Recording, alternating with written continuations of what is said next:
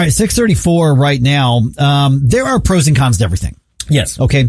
There's always, economists will call them trade-offs, but for instance, when it comes to President Trump's tariffs, he's pointing to the billions of dollars in revenues that have been collected, but does that offset the cons of this? We're now joined by Bryan Riley from the National Taxpayers Union. And Bryan, this is great timing because just last night we were involved in an event with Steve Forbes here in the St. Louis area. And he spoke about the so-called Liberation Day tariffs that the president is putting into place. And he touched on the court, fight over that and what's eventually going to happen. But he talked about those trade-offs and what they do to other aspects of the economy. And I'm looking at the op-ed that you all what you all published regarding some of those trade-offs now. And while you're looking at look at the billions and billions of dollars that the government's created or the tariffs have generated for the government coffers, you all are pointing out that this is having an effect in the workforce already. What are you finding, and what should people know to start this conversation? Well, I'm glad Steve Forbes was there in the area talking last night, because he's got a pretty good handle on this stuff. Every time I've heard him talk about trade policy, but tariffs are taxes. And as a conservative and as an employee of the National Taxpayers Union, I got to admit I get a little frustrated when I hear the Trump administration bragging about all the tariff revenue coming in. And by the way, we work a lot and support a lot of the Trump administration's initiatives. But we're coming from a perspective of these are taxes on Americans, and to hear Republicans bragging about a big, huge tax increase, I say huge, it's over $300 billion a year, and the tariffs are paid by Americans, they're not paid by foreigners. So, in my opinion, if we want to reduce the budget deficit, and we do, and I do, the best way to get at that is by controlling government spending, not by hiking taxes, and then by bragging about hiking taxes. It's unbelievable for me to hear Republicans doing this. And since those Liberation Day tariffs went into effect, by the way, we've lost jobs in the manufacturing industry, in the construction industry. If you're a soybean farmer in Missouri or Illinois, those tariffs are not doing you any good. So there are trade-offs, and there are some benefits. If you're a steel producer, a steel manufacturer, you probably love these tariffs. But if you're in an industry that uses steel, whether it's construction or car manufacturing or buying farm implements, you're going to be paying more as a result. So I don't think it's a smart policy at all, and I really hope the Supreme Court gets rid of these tariffs. Good morning, Bryan. Gabe Pfeiffer here. So what it sounds like is that at net, the net effect is negative because, like Mike mentioned, there was the pros and the cons. Like you mentioned just a second ago, there is a pro in the steel producers and a negative in the steel users. So is that 100,000 lost jobs in manufacturing basically taking into account both the, jobs gained in one sector versus jobs lost in the other? Yes, that's net. And that 100,000 is not just manufacturing. It's the total jobs lost in some of those industries and sectors that were affected by trade, like retail and wholesale jobs, where if tariffs go up, it's harder for them to sell goods to Americans. So it is a net effect. And, a lot of the things we import, people think are shoes or they think of T-shirts, but over half the things we import are parts, or intermediate goods, or raw materials, or things that, or fertilizer, or things that we need to do business in the United States. So it seems to me if you want to boost U.S. producers, we shouldn't be driving up the cost of doing business, and that's what the tariffs on those products do. They make it more expensive to do business here.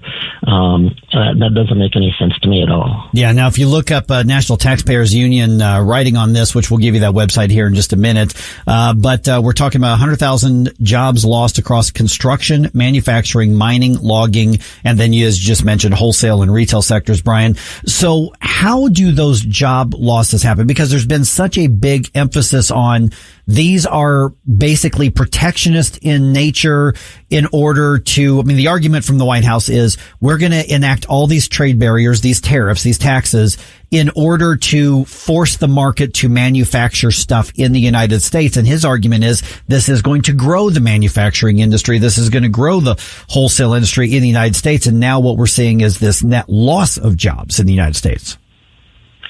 It is really just picking winners. You guys just started by discussing the trade-offs, and you can help some manufacturers. And what most economists and political scientists would tell you historically, Steve Forbes probably would say it, certainly Milton Friedman, famous Nobel Prize-winning economist, said, look, one of the reasons we have tariffs is the benefits are obvious, and the costs are hidden. You go buy a product at the grocery store, and there's nothing on your tomatoes saying these cost another extra 25% because of tariffs. So the cost is hidden. But if you're a tomato grower in Florida, you see the benefits. So politically, that's why we have pressure for these tariffs. And a lot of manufacturers who are hurt, they're willing to talk about it privately, but some of them are pretty cautious about saying anything publicly because they don't want to risk a political backlash. Where everybody who likes the tariffs, they're out there every day encouraging President Trump to keep it up and keep doing more. So the argument a lot of times can be kind of one-sided, and typically you'd have, at least on the Republican side, more pushback because Republicans, if you think back to the time of President Reagan, weren't a big fan of this approach. But even the ones who are concerned about the tariffs, they're pretty quiet because we have a Republican president and they don't want to get crossways with him. On the flip side, we've got some Democrats who in the past were pretty big fans of this type of policy who are now are speaking out. So I guess there's a lot of politics involved in all of this. So what about the argument, but these other countries are doing it to us? These are, the president used the word reciprocal. And so if they're doing it to us, then we need to do it to them. And then the whole level the playing field argument, because there's a strong emotional appeal to that, to the general, to the general public. So what should we actually know about the nitty gritty of that argument? Right. Well, number one, these are not reciprocal tariffs. Trump, during the campaign, he came in the office, said, we're going to have reciprocal tariffs. His executive order said, we're going to have reciprocal tariffs. To me, a reciprocal tariff is if Europe or the European Union puts a 4% tariff on our goods, we're going to reciprocate by putting a 4% tariff on their goods. So we can talk about whether that's a good idea or not. We're not putting a 4% tariff on their goods. We're putting a 15% tariff on their goods. We're putting non-reciprocal high tariffs on our trading partners, the highest tariffs in the industrialized world. So we're not doing reciprocity. We're putting huge tariffs on you for various reasons. We have a trade deficit with you, and we don't like that. And we think it's a national security risk. We don't like your domestic policies, Brazil, so we're going to put big tariffs on you. It's not reciprocity. Now, the idea that in terms of fairness, I'm a little bit skeptical of the idea that we just want to copy bad policies from other countries. I think we should do what's in our best interest. If the goal of this is, and what we encourage President Trump to do is something that he said in his first term, the goal of these reciprocal tariffs is negotiating leverage to bring tariffs down to zero on both sides. I think that's what we ought to be doing.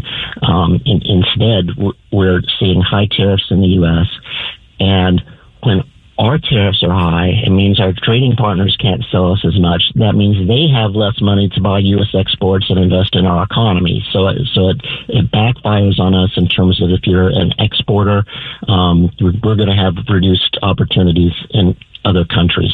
So the idea of fairness and reciprocity, I think, is great as long as we're talking about bringing barriers down on both sides, not jacking up U.S. barriers and coercing other countries into lowering their barriers. that might work in the short term, but when you got Canadians booing the national anthem and boycotting U.S. goods, that's going to have a long-term impact on our economy, I'm afraid.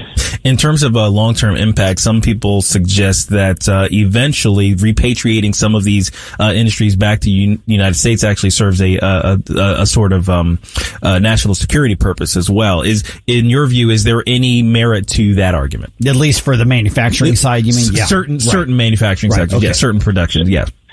Right. Well, absolutely. I don't want to depend on North Korea for our nuclear missiles. So I think you got to be reasonable about this kind of stuff. But number one, our manufacturing output is, if not at an all-time high, close to an all-time high. When somebody says, "Oh, we don't make anything in the U.S. anymore," it's just not true. Now, we don't employ as many people in manufacturing as we did in the past, just like we don't have as many farmers as we had in the past. But it's because our farmers are more productive than ever. Our manufacturing workers are more productive than ever. So I believe most economists would tell you, I certainly believe, that if we can buy something more affordably from another country, that frees up resources for us to create new jobs in more productive industries here. And if we want to bring shoe factories back to Missouri, my grandmother worked in a shoe factory outside of St. Louis in the 1930s or 40s. That factory's long gone. Mm-hmm. But a lot of Americans benefit from the ability to have affordable shoes and affordable clothing. And maybe we instead of making shoes and T-shirts, we're better off focusing on more high-tech jobs. So those are the kinds of trade-offs that I think policymakers should be thinking about. Yeah. So what we're talking about is free markets are sometimes hard because of the seen, but the unseen are the benefits. And that's why arguing for free markets sometimes gets to be a difficult discussion. But yeah, what you're saying parallels what Steve Forbes was talking about on Thursday really, really well. So Bryan Riley from National Taxpayer Union, where do we find not only what you wrote here, but just to follow the work that you and your team does? What's the website, social media, stuff like that?